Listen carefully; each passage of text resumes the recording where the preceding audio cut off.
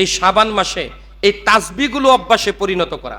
সুবহানাল্লাহ, আলহামদুলিল্লাহ, আল্লাহু আকবার, লা ইলাহা ইল্লাল্লাহ। বলেন সুবহানাল্লাহ, আলহামদুলিল্লাহ, আল্লাহু আকবার, লা ইলাহা ইল্লাল্লাহ। তারপরে আয়াতুল কুরসি।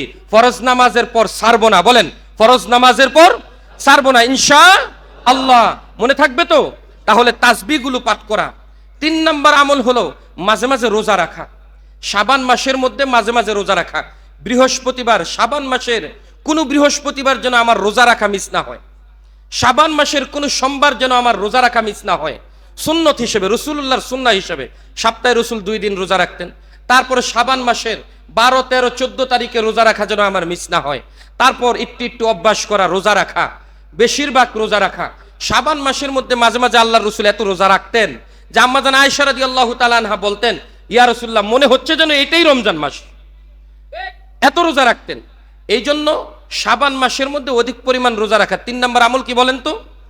অধিক পরিমাণ রোজা রাখা।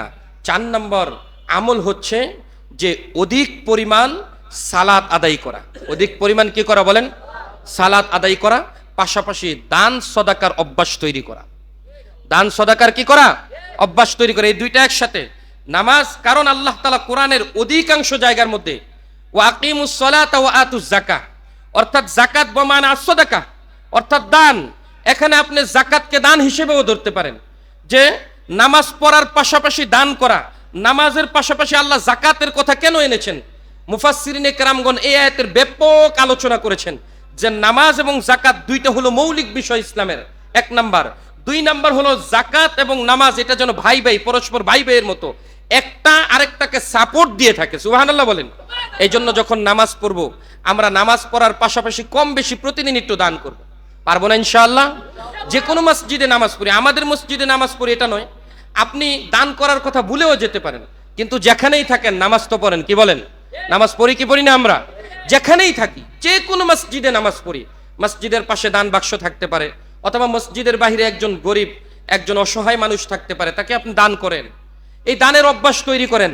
তবে তো আপনার রমজানে নেক আমলগুলো করা সহজ করে দিবেন কে? আরো জোরে বলেন কে? এই শাবান মাসের মধ্যে করণীয় আরো অনেক আমল আছে। মৌলিক 4টা আমলের কথা বললাম, মনে থাকবে তো ইনশাআল্লাহ? আল্লাহ তাআলা আমাদেরকে আমল করার তৌফিক দান করুক। সকলে বলেন আমিন। আরো জোরে বলি আমিন। যারা সুন্নত পড়েনি 4 রাকাত ক্বাবলাল জুমা সুন্নত আদায় করে নেই।